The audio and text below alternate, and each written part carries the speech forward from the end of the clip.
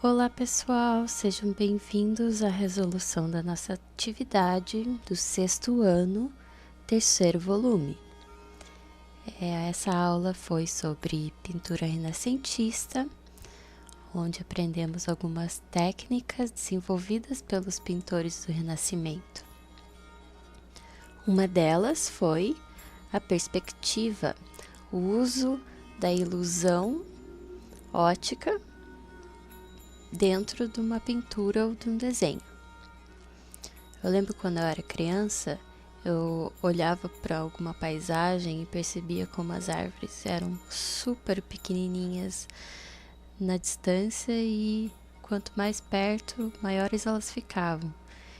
E quando eu cresci, eu aprendi a desenhar isso e fiquei muito feliz, porque eu comecei a entender essa ilusão que acontece na nossa vista por causa da perspectiva.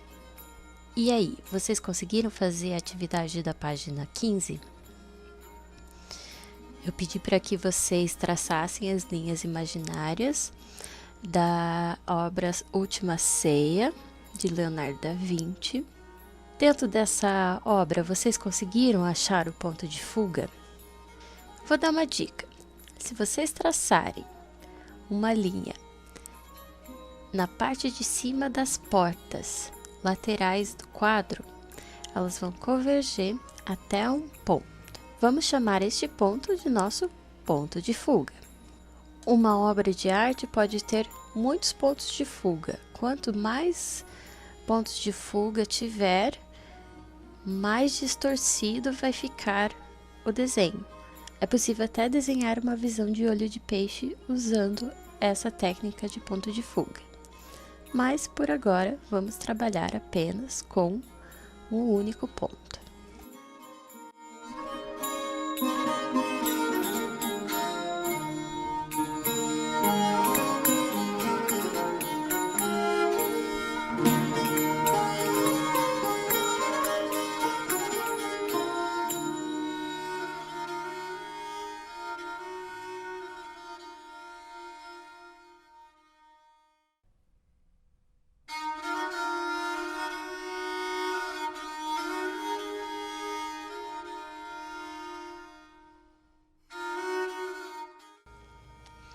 Caso queiram continuar a sua atividade, vocês podem virar na página 16.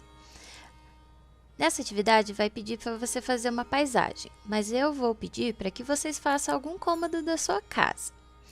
Então, para iniciar um desenho de um ponto de perspectiva, vocês vão traçar duas diagonais de uma ponta a outra do seu papel. Aonde essas diagonais se encontram, vai ser o seu ponto de fuga, bem no meio. Vocês podem traçar sua linha do horizonte cruzando esse ponto de fuga e a partir dali vai sair a sua perspectiva. Se você vai fazer um quarto, você pode fazer a parede de fundo, sempre mantendo os traços em paralelo com a beirada do seu papel. Depois disso, vocês vão fazer um retângulo ou um quadrado, também em paralelo com a beirada do seu papel. Todos os ângulos devem estar em 90 graus. Para fazer esse tipo de desenho, todos os objetos que vocês colocarem no desenho têm que estar com uma face virada totalmente para você. Ou seja, o cubo vai ter uma face virada para você, que vai ser um quadrado ou um retângulo. Depois disso, com a ajuda da sua régua, você pode traçar as linhas imaginárias do seu ponto de fuga para cada canto do seu quadrado ou do seu retângulo. Com a ajuda do esquadro, puxe as linhas em paralelo, novamente, até o final da sua imagem. Repita o processo em outras áreas do seu papel para treinar.